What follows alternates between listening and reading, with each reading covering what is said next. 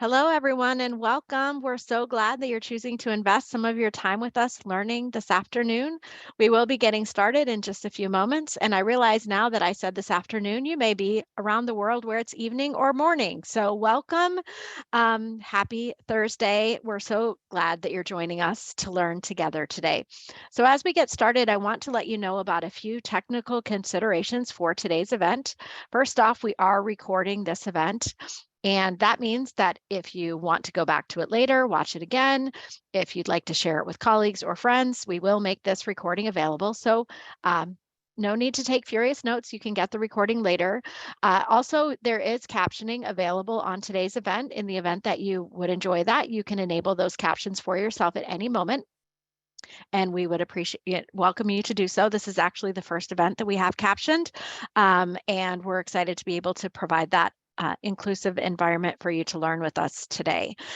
Later on in today's event, we will be using some other new technology that we're really excited to dive into to engage you in participating with us. So stay tuned for that.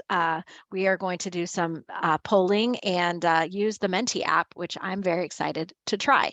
So we will be getting to that just a little bit later. And let me think if there's anything else to let you know about. We do welcome you throughout today's event to please use the chat. And I've noticed that a few of you are already doing that. So if you would take a moment to let us know where you're calling in from. I notice already that we have, in addition to international panelists, we also have international attendees. So welcome to you around the world who are calling in.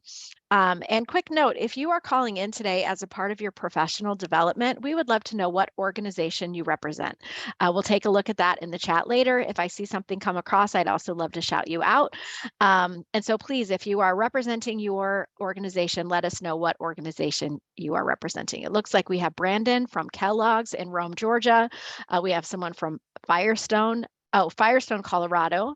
And the organization is Entrado Inc. So keep on filling up the chat with that. And we're so grateful for your engagement and participation. So I want to say hello to our panelists, Karolin and Minette. How are you today? We're doing great. I guess I'll go first. We never know which order to go in. So you might have to just call on us because otherwise we're going to speak at the same time. Doing great today. All right. Well, I want to take, Karolin, how about you? Yeah, I'm really great. I'm so thrilled to seeing familiar names here in the chat. And I also brought my iPad for drawing later in the session.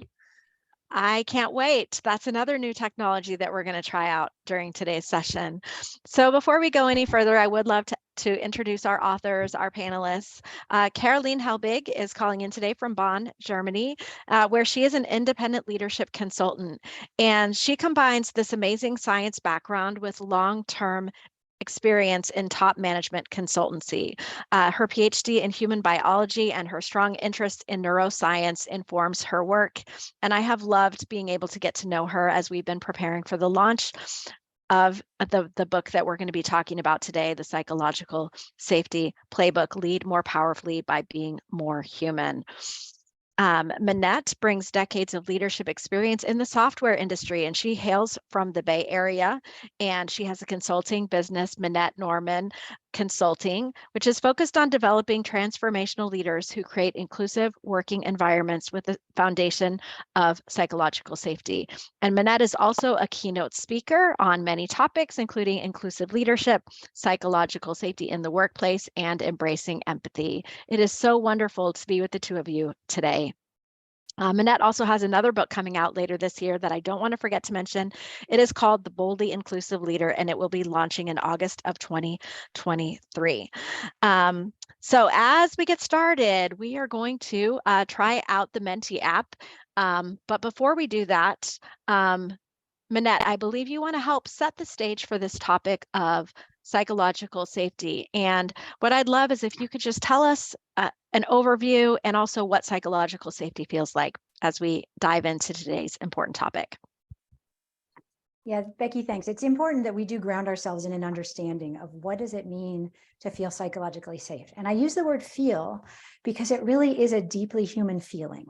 So basically, psychological safety is a group phenomenon. So when you are part of a team or of a group anywhere, it doesn't have to be a professional setting, it can be any group you're a part of, you feel that you can show up as yourself. You can ask a question.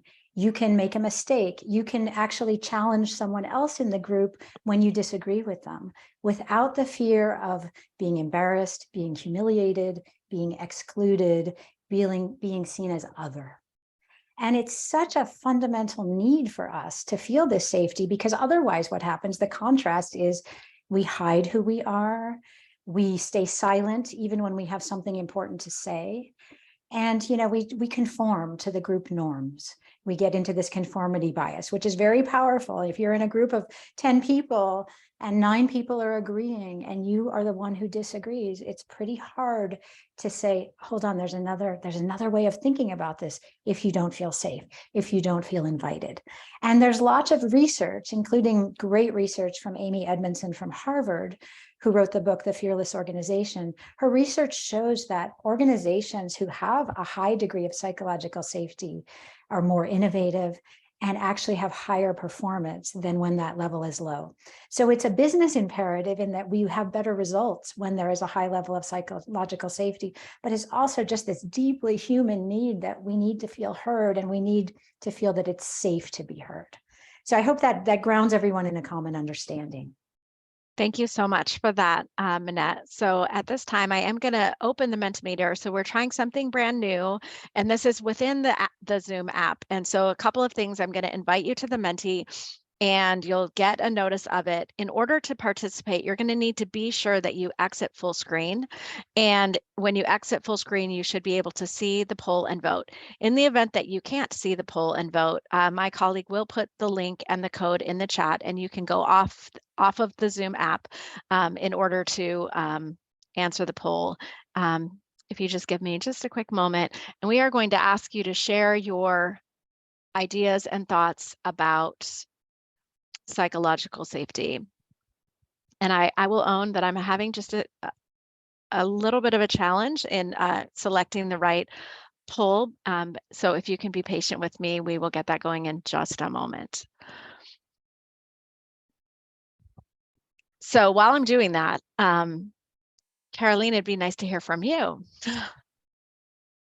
Yeah, that's great. And fantastic that Minette set the stage. And I saw in the chat that it's appreciated that we started with feeling.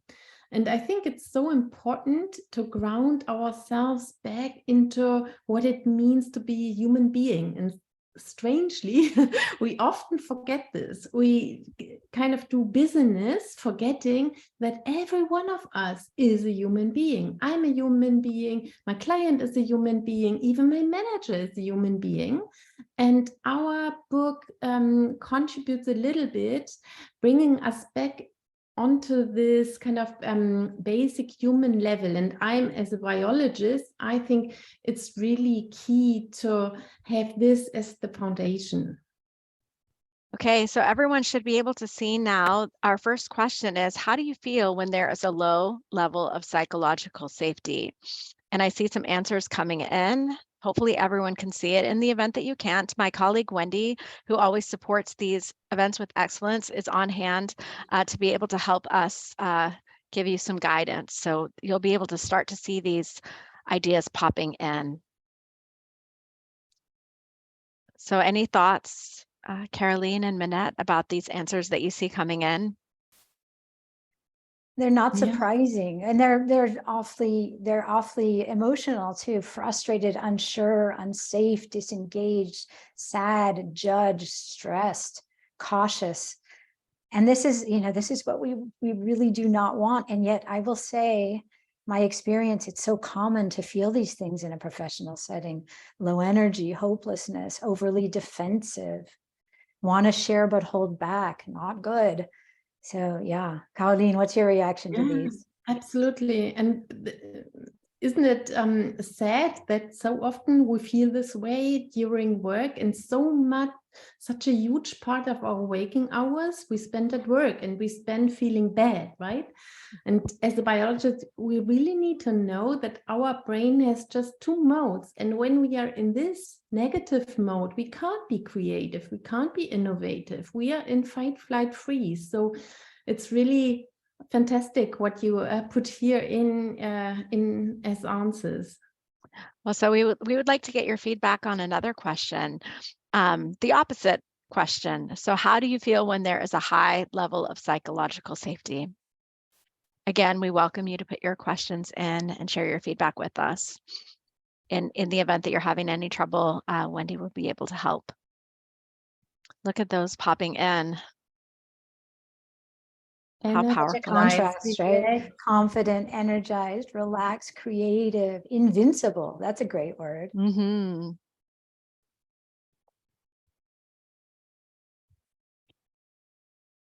Creative comes up a lot. Yeah, confident. Excited. Yeah. Free. Capable. Happy and delivering more than expected. What leader doesn't want that? Yeah, and now with all those challenges around, companies really need all the creative potential of their employees, right? We all need to be innovative. Thank you so much for sharing with us in the Mentee. And that was a really fun new way of engaging our attendees. If you liked it, be sure to tell me in the chat. We can incorporate it in upcoming events. So as we dive into the meat of today's conversation, leaders are such an important part of developing psychological safety. However, one of the things you mentioned in the book is that leadership is set apart from any or independent from any formal hierarchy. So that means every single person in an organization plays a role in developing psychological safety. So could you expand on this? Yeah, I'm going to start with this, and Karolin's going to start drawing, I believe. Yeah, can you see my screen? Yes, we can see it. Can't wait to see what comes out of your pen.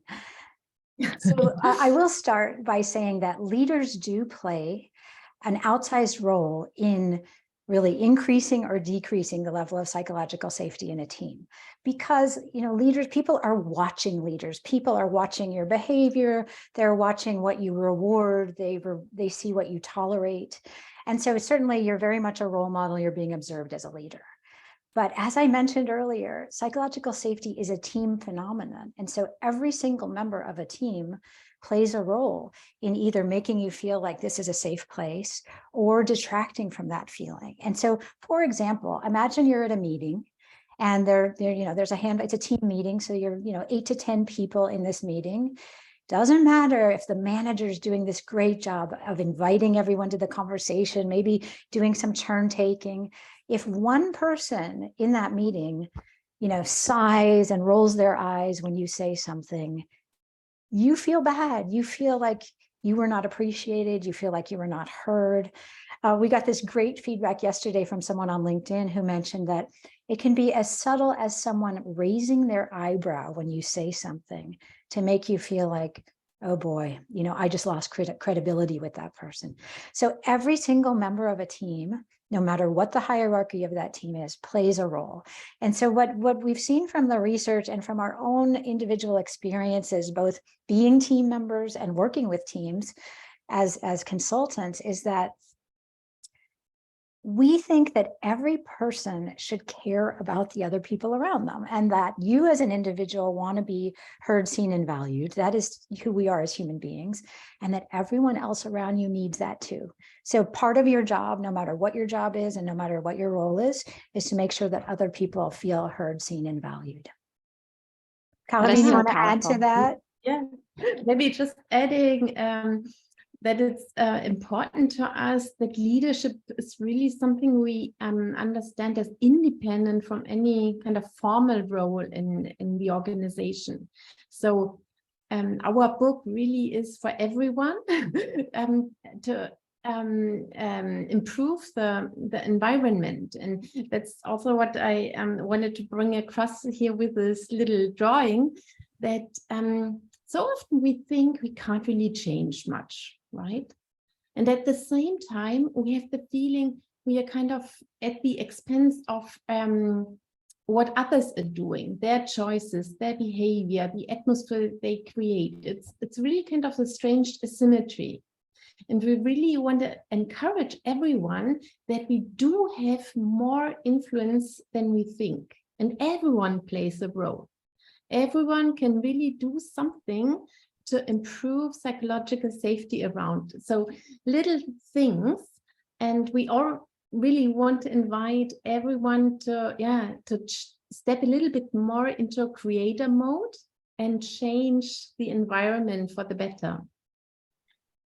That's wonderful. So I've been diving into the book and loving it. And for those of you who are enjoying Karolin's drawings, the drawings are all throughout the book, which is just magical to bring the ideas of the book to life. But one of the things that stood out to me is the importance of managing emotions. And I especially love this idea that if we're experiencing emotions at work, we can call a timeout. And that's really powerful. So I'm curious about the tie between psychological safety and emotional intelligence. How closely are those two related? That's actually a great question. That's another big one, right? Emotional intelligence. And maybe just let's have a little bit a closer look and understand what is emotional intelligence. It's really about understanding our emotions more clearly, our emotions, our own emotions, and those of others. So kind of, two steps. First of all, become more aware of it, and then manage them more skillfully. So, and this, then now comes the link to psychological safety. It's so crucial in order to create an atmosphere of psychological safety that we are not acting in an automatic way, kind of dictated by our emotions, but instead to become aware of our emotions and those of others, let us inform by them, and then choose our response deliberately.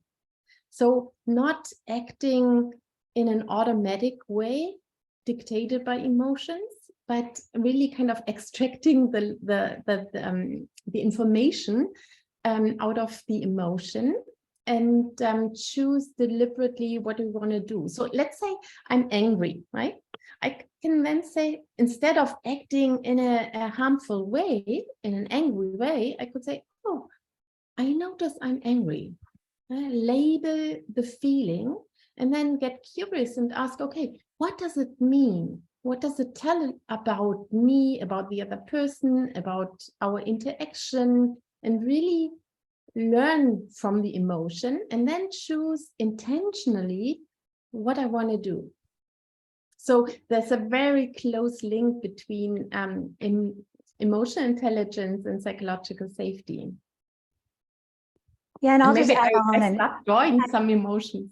Go ahead and start drawing. I'm going to add on because I want to give a little bit of an example of what Karolin was talking about. This comes up so much in our lives, whether at work or in our personal lives, is that we get defensive. And Karolin mentioned it earlier. The fight, flight, or freeze response takes over all the time when someone, for example, challenges us in a meeting. And so, like, here's a real example. A CEO gets up and is hosting an all-hands meeting. And someone asked them a very challenging question. And I have seen two ways this can play out. The first way is that CEO does not pause to think about, uh-oh, I'm getting defensive. I feel my heartbeat racing. And instead, they immediately and automatically respond with a defensive reaction. And what it can look like is lashing out at the person who asked the question, making them feel embarrassed in front of this room full of people, and destroying the psychological safety in the room, because not only the person was embarrassed who asked the question, but everyone else witnessed that this is not a safe place to ask a challenging question. Now, the way this can play out, the way Karolin was describing and the way we hope for is, uh-oh, I'm getting defensive. I'm noticing my emotions. I'm becoming aware of them. It can just be a split second. Let me just take a breath. And let me now come back and say in a calm voice, thank you so much for that. I don't have a great answer for that, or I'd like to reflect on that, or I'm going to ask you a question in return.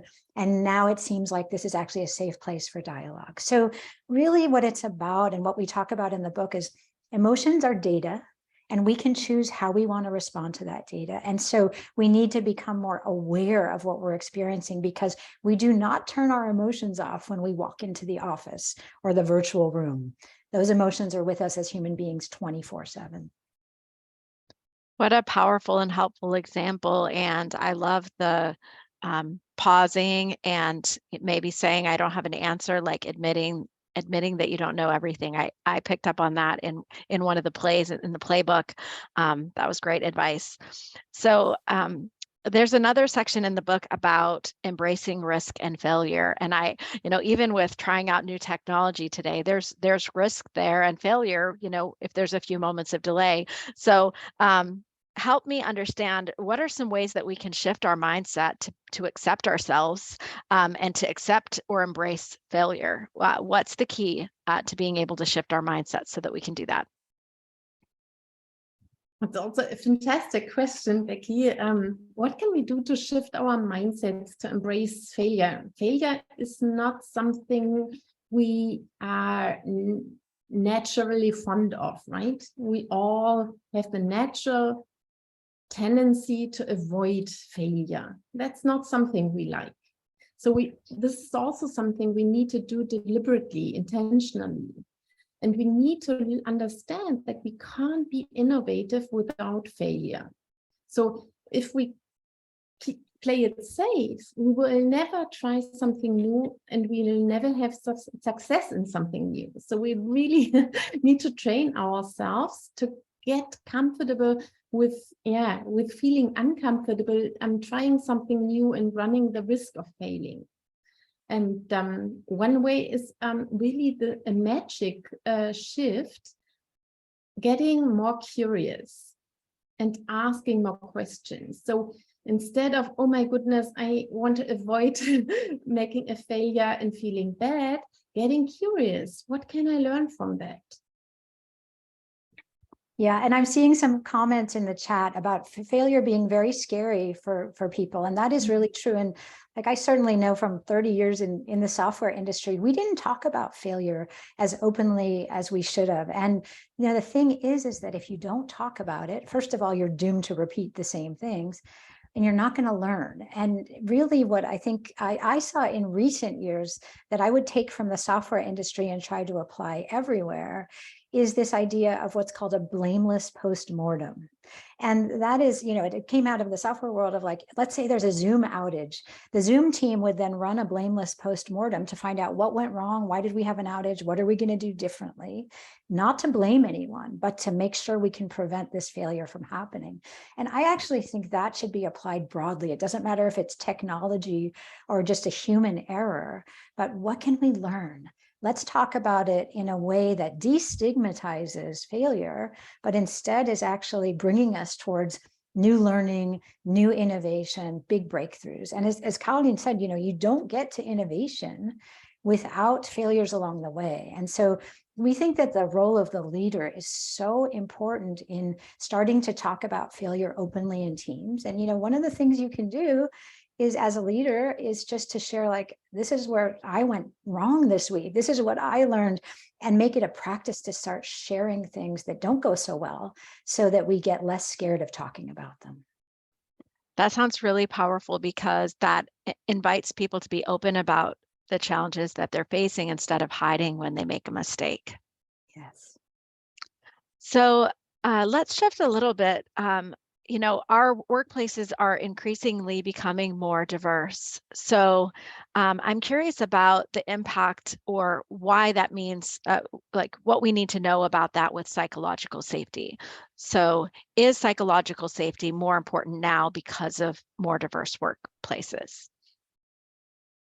So I will dive in here. This is sort of my area, my passion area, since I really focus on inclusive workplaces. And so what I will say is that Diversity is really just about the metrics, the numbers, like what kind of diversity do we have in our workforce?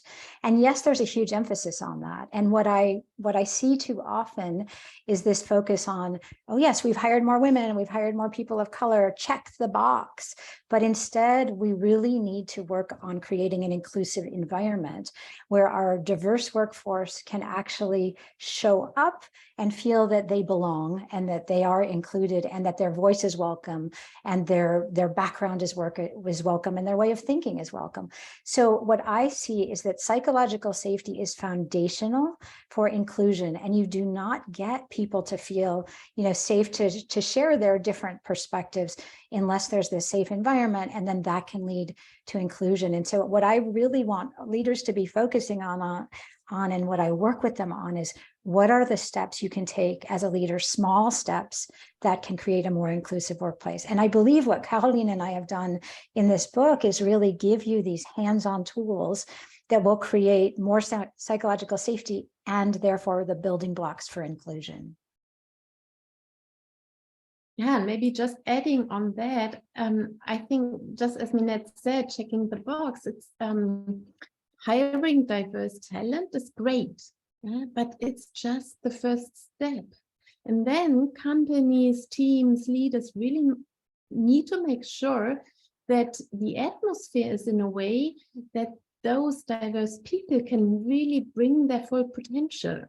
And our book is meant as a contribution to making exactly this, setting free the potential of everyone so that everyone can be at their best. And that's not easy because it's not our natural default, but it can be done because we can just do consistently very concrete little steps, and this will make a change. Well, let's talk about those little steps. So in the book, you describe creating inclusive rituals. So can you share with us a little bit more about what that means and how organizations can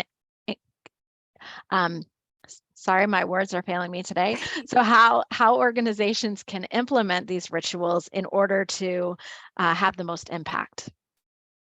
Yeah, well, we use the word rituals because, we really believe, both of us, that culture is not, there's not this monolithic culture. It's really made up of individual behaviors that you repeat over and over. And so that's kind of what a ritual is. It's something that you just do over and over regularly.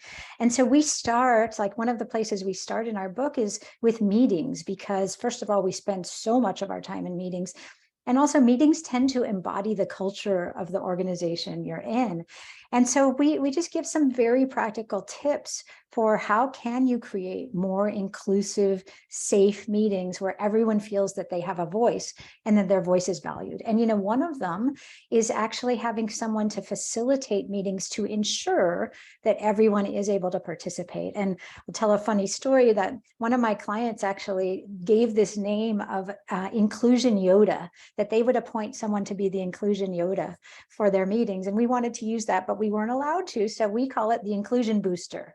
So the Inclusion Booster is just someone whose role is to ensure that this meeting is inclusive. And some of the things they're looking out for is, does everyone speak? Or is there one or two voices that are really dominating the conversation? Does anyone feel comfortable offering a dissenting viewpoint? And if not, maybe you as the Inclusion Booster can actually mine for dissent and say, let's have someone play devil's advocate. Can we hear some ideas that are not conforming to the groupthink in the room? And then they're also looking out for interruptions, because when someone is interrupted, and especially repeatedly, they feel that their voice is not valued. And we know that the research shows women are interrupted about 3 times more frequently than men. So someone needs to look out for that and say, hold on a second, Becky didn't get to finish her thought. Let's let her finish.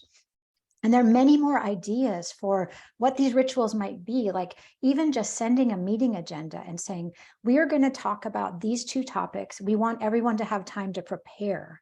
That gives people time who may not feel comfortable improvising in the room.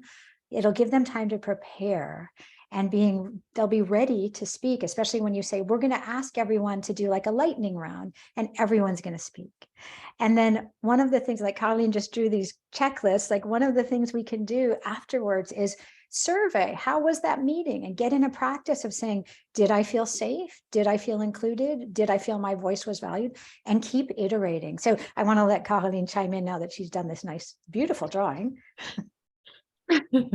Yeah, and having those, because meetings, why are we focusing on meetings? Meetings are really such a common situation in organizations, and they are kind of the make or break situations where people do or do not feel included. They are heard or they are not heard. They are interrupted or they are listened to. And therefore, it's really so crucial.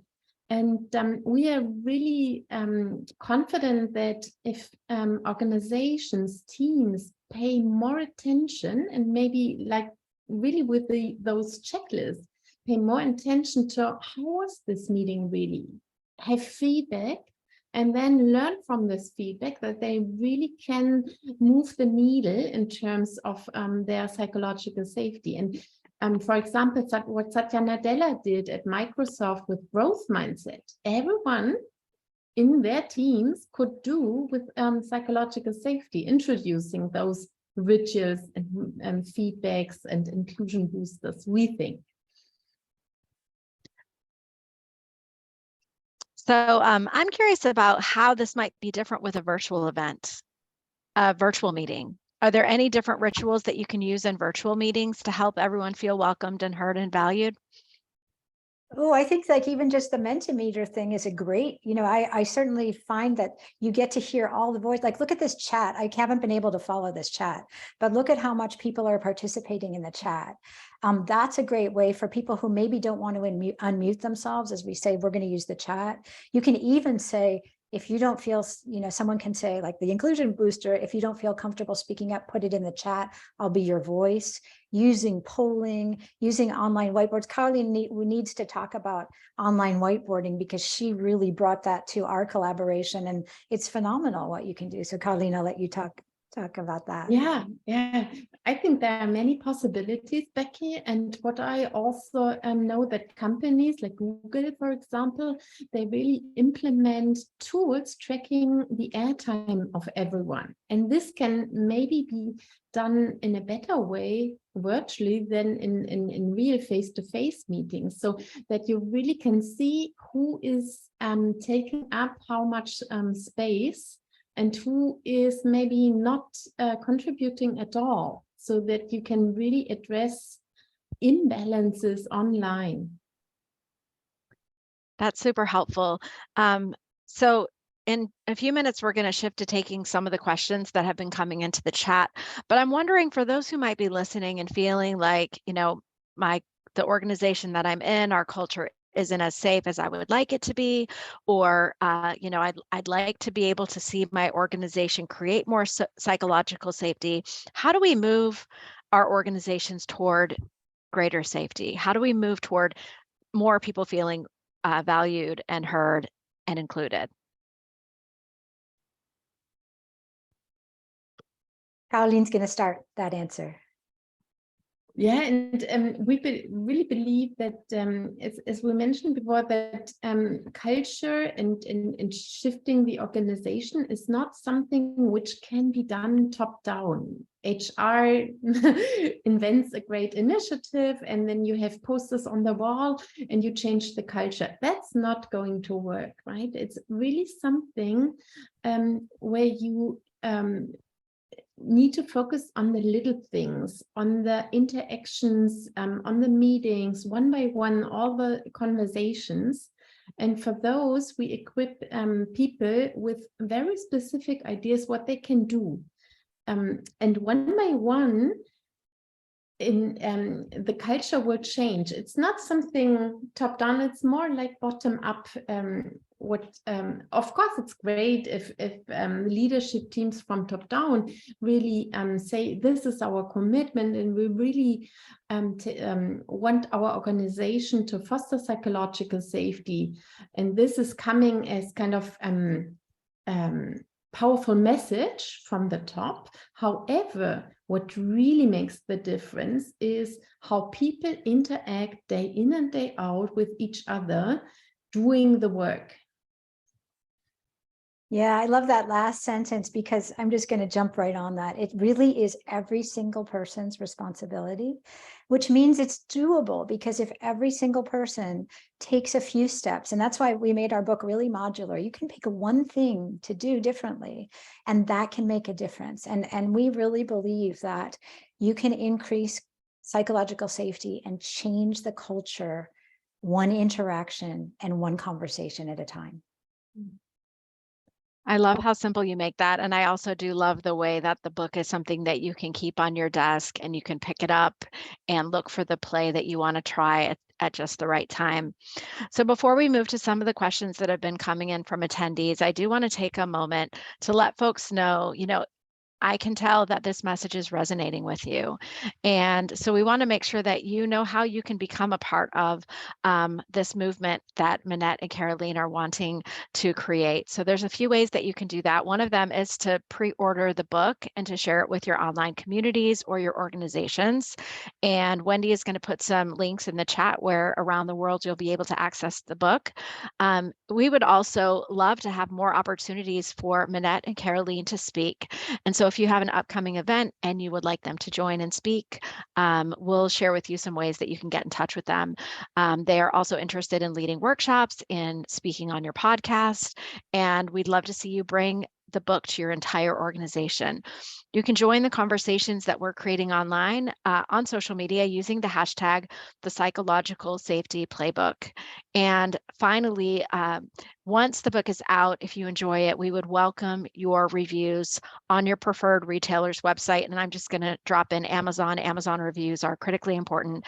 And through any and all of these actions, you'll be able to contribute to the book's success, and you'll help to keep the focus on psychological safety, to make it a priority in every organization, and be a part of changing the world by making organizations more psychologically safe. So we hope that you'll choose to get involved in the movement in one of these ways. And we're so grateful for your questions. And there are so many. You can continue to put your questions in the chat for Karolin and Minette, but I'm going to start with this one. Zoltan says, how much one's emotional safety depends upon themselves versus their teammates around them? And that's a really excellent question. So are we able to create our own psychological safety, or is it dependent upon the environment in which we're working and living? Yeah, that's a very interesting question. The original meaning of psychological safety, as Minette explained at the very beginning, is really a team phenomenon. So this is concerning the atmosphere in the team and how you work together, how you feel being part of the team. However, of course, you can kind of it depends on what you bring to the table, and you can bring more insecurity, more kind of inner safety to the table. And this is something which has a lot to do with resilience, with inner strength and so on, but it's not really the focus of our book. However, as we discussed the link to emotional intelligence beforehand, becoming aware of your own feelings, including feeling not safe, right? This is already changing the way you feel to the better, because then you can deal with your difficult feelings and find a new way to handle those and become kind of more in an inner way, more safe. Do you want to add anything, Minette?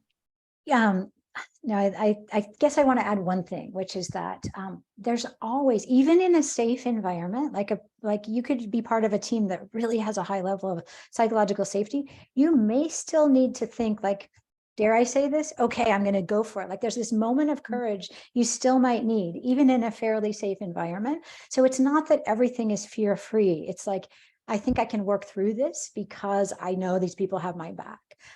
There's also some very interesting data, and I believe it's the Lean In and McKinsey report, the Women in the Workplace report that came out. It comes out every year. And there was data saying that women and women of color particularly have a lower level of psychological safety than their male counterparts. So there are definitely issues at hand in the workplace based on bias and, you know, just everything. And so we need to make sure that we're trying to really make it safer for those who feel they don't have a voice. So I think it's important to know that data as well, and, you know, be helpful to those who are struggling to find the courage to speak up. Thank you so much. There are so many questions. I'm going to try to get to them all. Cicely in Kenya is wanting to know how to involve participants in a meeting to get people to contribute who might not be contributing. Well, you want me to take that one first, Karolin, this time? We'll alternate. How's that? Okay. Yeah. Just I'm trying to figure out the best way to do this. So first of all, it's so common, right? That you know, I think there was a data point I saw, like in any meeting of 10 people, there are 2 to 3 people that dominate and 7 to 8 that are quiet. So this is just the way it is. And it's, you know, there are many reasons why people don't participate. And, you know, some I just mentioned, they don't feel safe because of, you know, the bias in the system. Some is that you're introverted and you need more time to process information. You may have an aspect of neurodiversity that makes you need time. Again, like there are all these different ways that we're different, and that we need different ways to express ourselves. So I think what's important is coming up with some of these rituals. Like, you know, one of the things you can do is, again, give people time to prepare what the topic is, even in a meeting where something comes up. Let's say something really important just comes up. And we know, like, we have a bunch of people in this room that are non-native English speakers. They're going to need a little bit more time. They're not going to be the first ones to speak. So let's just take a pause, take a 1-minute silent pause, and then say, we're going to do a lightning round, and you can either speak out loud and give us your reflections, or you can type it in the chat, whichever is more comfortable to you, but we want to hear from every person. So I think these are some of the things we have to be really deliberate about. And I would also say that if people on this webinar are not familiar with the Liberating Structures website, I highly recommend that as a resource for how to facilitate participation from everyone on very, you know, all different topics. But liberatingstructures.com is a great resource. We'll try to get that maybe in the chat for you.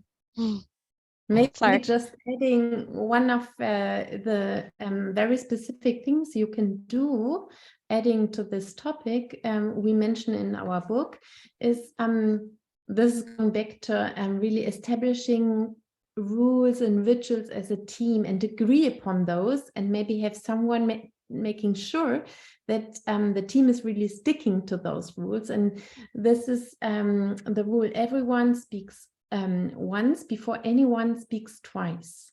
So to make sure that everyone can contribute before those who are for whom it's easy to speak and who are maybe more dominating take up all the time. So this could also be an idea to agree upon that. And I also know teams who really experience in my trainings how powerful it is to establish a quite strict time boxing. So for example, to get perspectives from all, they agree upon, okay, everyone has 2 minutes 2 minutes sharp, and then they go round and hear everyone for 2 minutes. And because you know my 2 minutes will come, you are also more open to listen to the other person sharing their view.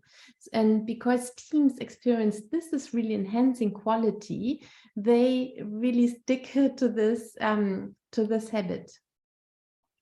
That's a great suggestion.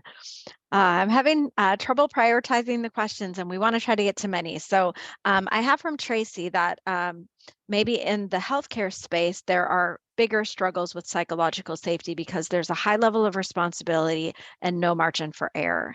So would you have any particular advice geared toward healthcare of how to create more psychological safety in those types of organizations? And I think question. I couldn't remember who was supposed to go first. I think it's Karolin's turn this time. Yeah, interesting question. Our book is really deliberately not focused on a specific industry, on a specific area, or a specific kind of company. It's really applicable to all companies across the board. What in for sure, like healthcare, different areas, different industry really have to struggle with very specific and characteristic challenges. However, what they all have in common really is stress and increasing stress. So what you just mentioned, Becky, this is really contributing to extraordinary stress, right? And in our book are a lot of ideas how to kind of a little bit turn down the temperature of the stress. And these are all things which are not kind of time costly in terms of you need to do extra things, or I don't know, start to have 1 hour conversation one-on-one with your direct reports or anything like that. It's more about how you do what you do anyhow, but in a little bit a different and more deliberate way. So, and this is taking out a lot of the stress in the system. So I'm pretty sure that what we share in the book is also very relevant for healthcare and other sectors. Yeah, I agree with you, Karolin. I'm going to add just one thing for the person who asked that question. If you haven't read Amy Edmondson's book, The Fearless Organization, you'll be interested to know that much of her early research on psychological safety was in a medical setting. And so it turned out from her research, and it's quite interesting, that the teams that openly talked about mistakes and actually seemingly made more mistakes in a patient clinical area, they were the ones actually that had better patient outcomes because they discussed and learned from their mistakes. And so we actually believe that everything in our book applies to any industry. And you'll probably just be interested in that data about the medical field, because it was really important that anyone, whether they were a nurse or an assistant, could actually challenge the authority of the surgeon or the doctor, because everyone has important information, and that only happens if they feel safe. That's super helpful. I want to just give some applause and a shout out to Juan Carlos from Colombia, who said that he is taking the step of psychological safety in the meeting to type in English, which is a courageous thing. And I just love that. So I'm glad that you all feel welcomed and seen and heard on this event and are willing to take a risk. Way to go. Thank you. Yes. Someone's asking for a repeat on the title of Amy's book. It's The Fearless Organization.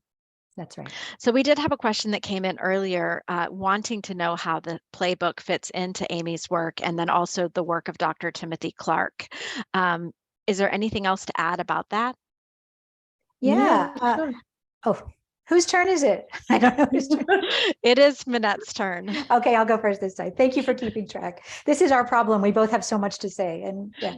Okay, so first Amy's work. So it's very interesting because Karolin and I met in a class that was based on Amy's work on psychological safety. We were getting certification to run assessments based on Amy's 7 questions. And it was really interesting because at some point during the class, Amy was invited to meet with all the students. And she actually said, here I am with my pen doing research, and here are all of you out in the field, dealing with leaders and teams who are actually doing this work. And so that's how we see us complementary, especially to Amy's work of like the research and the academia.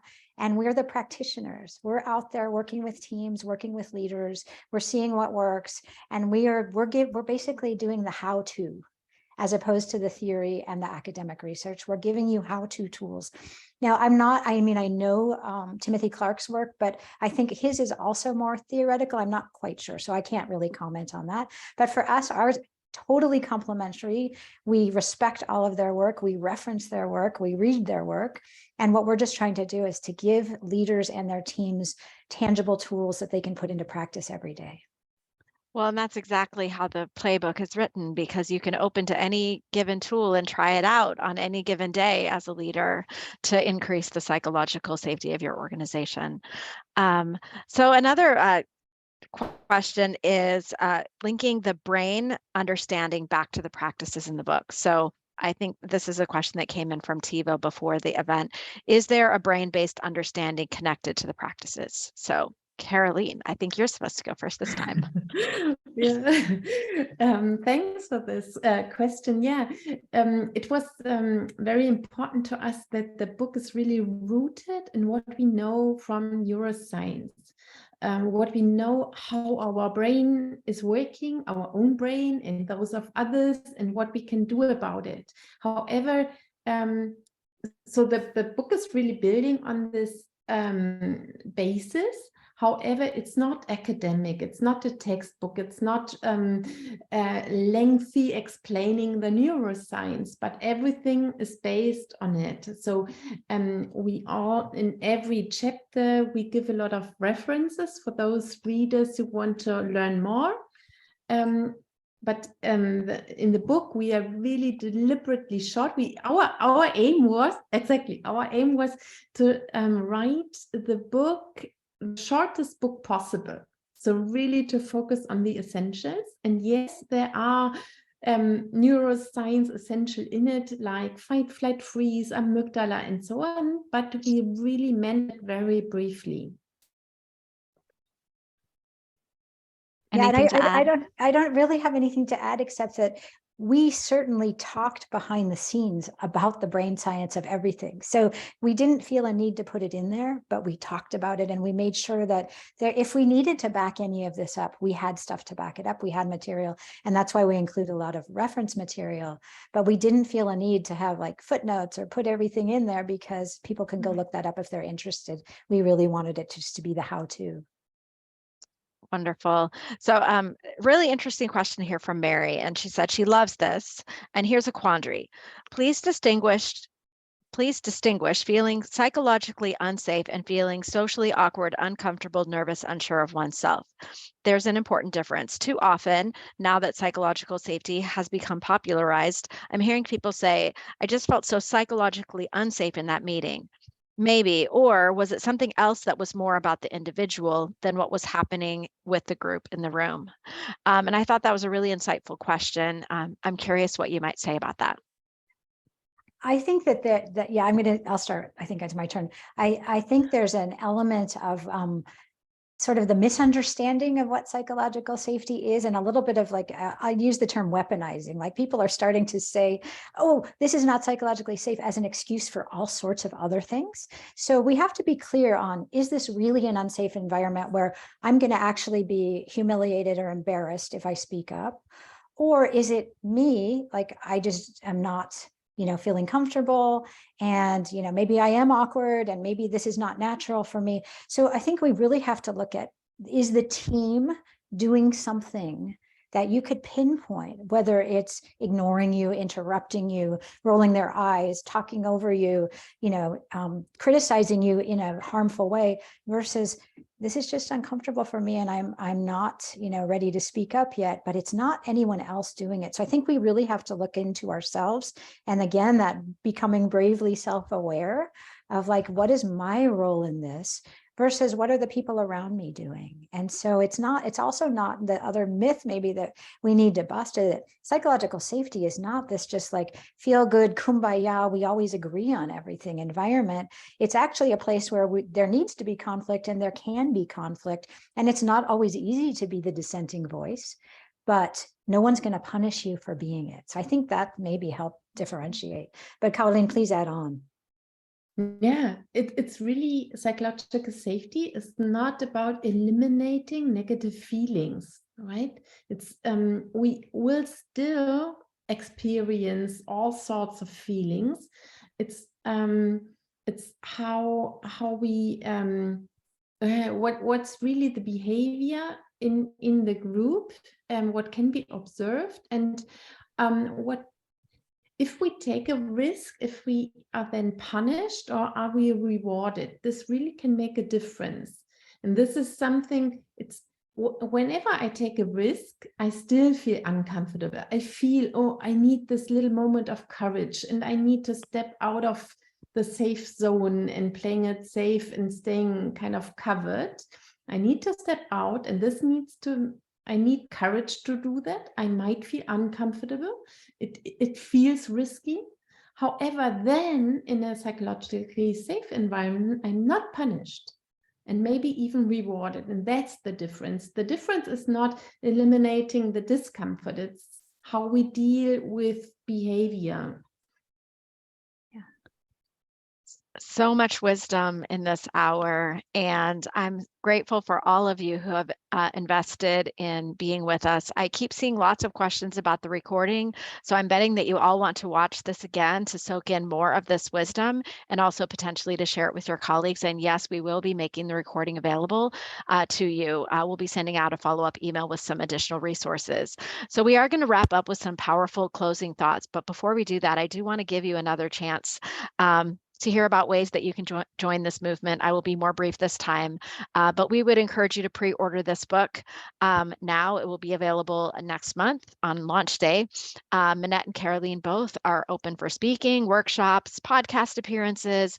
We would love to see you buy this book in bulk to bring it to your whole organization, to share the book on social media using this hashtag, the Psychological Safety Playbook, and also to once the book is out and once it's open for reviews, to share your reviews on Amazon and other retailers. And every single action that you take will help us to continue to fuel the movement, get more people talking about psychological safety, more people making those small daily steps to help others feel valued and welcomed and included and heard and seen and safe. So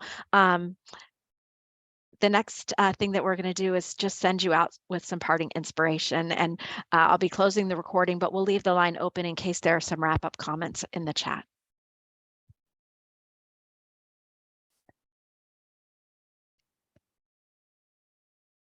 Karolin, do you want to give a little back? And maybe we have a moment to share a little bit about our stories. So maybe we could share, a little bit an illustration to give you a sense of the story behind the book. So you see, Minette and I, we are really sitting in different corners of the world.